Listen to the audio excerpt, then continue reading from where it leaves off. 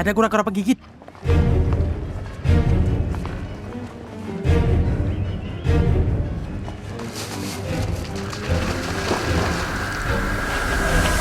Dapat?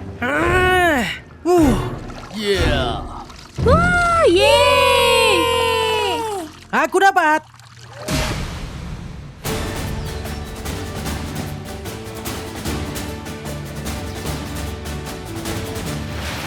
Halaman belakang Coyote.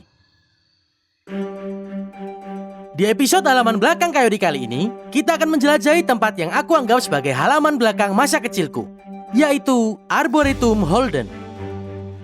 Didirikan pada tahun 1931, tempat liar ini membentang seluas 3.600 hektar di Ohio Timur Laut dan merupakan rumah bagi beragam tumbuhan dan hewan. Ketika aku masih kecil, aku menghabiskan musim panasku untuk mencari katak, ular, dan kura-kura di lokasi ini. Jadi hari ini, aku akan bernostalgia sambil memimpin anggota kawanan Coyote berkeliling untuk mencari satwa liar. Jadi kalau aku memasang dan memberi isyarat seperti ini, artinya aku melihat sesuatu yang Kalau bisa gini dilihat gimana? semua. Oh, kayaknya itu juga bisa. Itu kayak... Seperti Coyote. Aku suka itu. Itu sangat jenius. Itu siapa namamu? Rigsby. Rigsby? Rigsby memutuskan kalau simbol ini akan menjadi simbol Coyote. Coba tanganmu kayak gini. Hup. Oke, jadi ini akan menjadi simbol Coyote hari ini. Artinya, langsung diam karena ada yang kelihatan. Kayak gini, kita harus ngomong pelan-pelan. Oke ya? Ya. Ayo kita berangkat. Kalian bawa petanya? Ya. Coyote, Aku kita tak ingin ngapain? pegang petaku lagi. Baiklah, sekarang kita menyelinap ke kolam teratai yang merupakan tempat pertama kita untuk mulai mencari hewan. Semuanya bersemangat sekarang. Ada kura-kura, ular, dan katak yang hidup di sini. Masalahnya tinggal kita bisa nangkap satu atau tidak.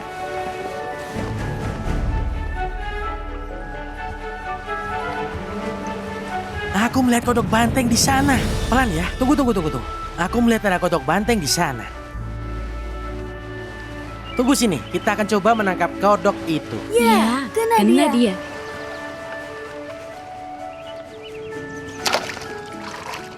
Oh, Oh, kena dia. Dia ini kecil. Wah, aku kepleset di air. Oke, kita bawa ke tempat teduh di sana. Kabar baiknya, kita sudah menangkap hewan pertama kita.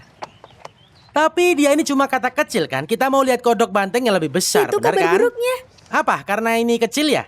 Ya, tapi semua katak diciptakan sama. Tapi dia lucu banget kan? Iya, Jadi kalian tahu nggak ini kodok apa? kodok banteng. Kodok banteng, benar banget. Dan ini kodok yang cantik. Senang melihat kodok-kodok kecil ini. Karena itu berarti ekosistemnya sangat sehat dan kecebongnya berubah menjadi kodok. Nah, kodok seukuran ini ada predatornya. Kalian tahu apa itu? Kura-kura penggigit. Kura-kura penggigit. Kura-kura, bukan coyote kan? Kalau ular, Iya, ular bisa memakan ini dan dia mungkin sedang berpikir di dalam kepalanya. Oh, lihat semua kawanan coyote ini. Kamu kira-kira mau pegang kodok ini nggak? Apa kamu mau ngelus? Coba dilus pelan-pelan di belakang sana. aku ingin mengelusnya. Aku mau. Aku ingin mengelusnya. Nah, itu dia. Nah, kodok ini sangat-sangat aman untuk ditangkap dan dielus-elus. Oke, semoga kita nangkap yang lebih gede. Tapi ini awal yang bagus. Sejauh ini sudah mantap. Coba lihat dia berenang. Kalian siap? Ya. 1, 2, 3. Dadah teman. Tara. Hei, itu dia. Dia udah lari dan sembunyi di daun. Ya. Baiklah. Ya, kita menangkap kodok. Haruskah kita kembali? Mari kita istirahat dulu. Ini saatnya kalian tos. Oh iya, siapa mau tos? Boom, boom, boom, boom. Semua aku kasih tos nih, ya. Ayo tos, ayo kita tos. Oke, saatnya kita mencari sesuatu yang lebih gila.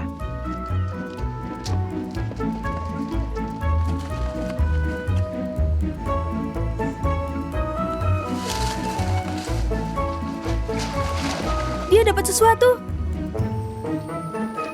Oh, mantap sekali. Oh, itu kura-kura. Kadang kita berada di waktu dan tempat yang tepat. Ini kura-kura berwarna Midland berukuran cukup besar di sini.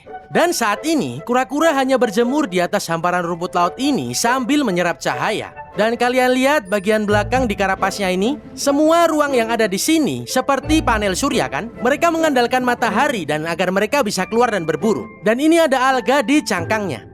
Seringnya, kita tidak akan melihat kura-kura warna yang punya alga di cangkangnya karena mereka terlalu lama berjemur di bawah sinar matahari.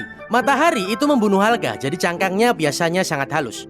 Tapi entah kenapa, mungkin karena kamu tinggal di daerah kotor, kamu jadi punya alga di situ. Mau kalian kasih nama apa ini? Aku tahu. Apa? Picasso, karena dia melukis.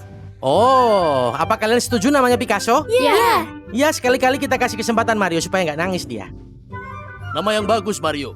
Oke, apa kalian siap melepas si Picasso ini? Ya. Baiklah, Mark, kameranya siap? Siap. Oke, aku akan menaruh si Picasso ini di tempat sini.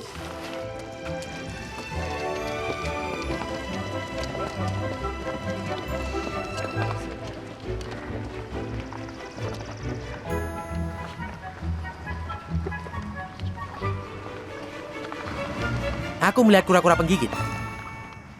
Iya, itu pasti dia. Oke. Itu 100% kura-kura penggigit di seberang kolam sana. Kalian bisa lihat dari sini. Di dekat tanaman hijau itu. Bisa ditangkap?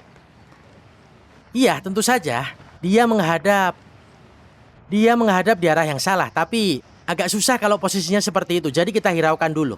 Tapi kita akan lewat dari pinggir sini. Untungnya posisinya di sini kita tidak akan mengganggunya di area sana. Jadi gak ada yang jalan di situ. Jadi di dekat bebatuan situ ada banyak ular air. Jadi itu target selanjutnya. Nah, kabar baiknya aku melihat kura-kura penggigit. Ada potensi kura-kura penggigit di seluruh kolam ini. Jadi sekitar ada 4 di sana. Dan mantapnya kita sudah melihat 1 kan? Aku lihat kura-kura penggigit, 100% kura-kura penggigit. Yang akan kulakukan adalah menyuruh kalian tunggu di sini. Mario akan pergi denganku, dan aku akan menyelinap di dekat batu ini dan melihat apa aku bisa mendapatkan ular untuk kita. Itu kalkun herring.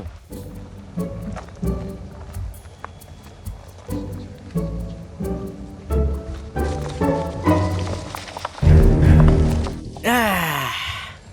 Wah. Ah. Ah. Oke, awas. Semuanya mundur. Dia menggigitku. Dia dapat sesuatu. Nah, teman-teman, Awas, anak-anak. jadi kita tidak akan mengurus yang satu ini. Dia sangat galak. Dan seperti yang kalian lihat, aku sudah berdarah.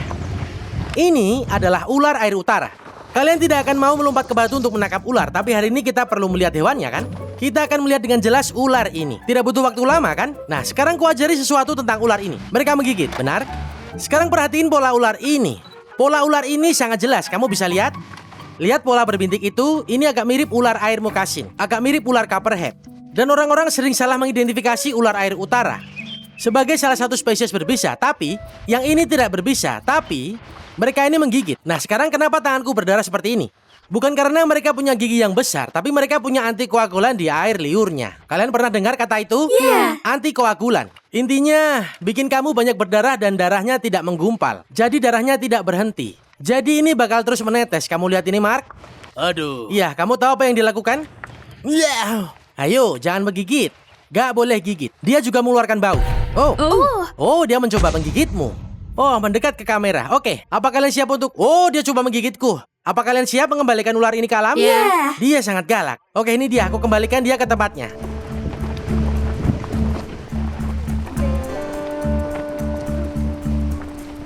Oke, aku turunin dia. Sampai jumpa, teman. Oke, Kayodi, kita ngapain? Oke, kita telusuri tepian ini untuk mencari kura-kura penggigit. Di sini agak gelap dan teduh, jadi sulit sekali melihat ke dalam air di sana. Angsanya bergerak keluar, yang bagus artinya kura-kura penggigit tidak akan takut begitu kita sampai di sana. Jadi artinya lingkungan ini alami dan semoga kita bisa mendapatkan naga itu. Kita ke sana ke tempat teduh. Oke, kura-kura penggigit ada di tepian ini. Kurasa dia pergi lebih dalam. Tapi aku akan menyelinap ke tepian ini untuk melihat apakah aku bisa melihat sesuatu. Jadi kalian semua di sini ya, bareng sama Mark. Mark ikut aku aja, Ding. Oke, siap. Oke, Mark sama aku ya. Kalian tetap di sini ya.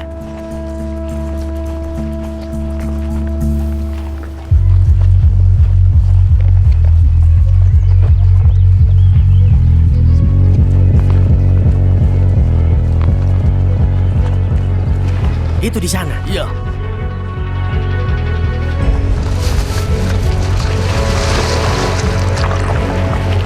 Kamu dapat?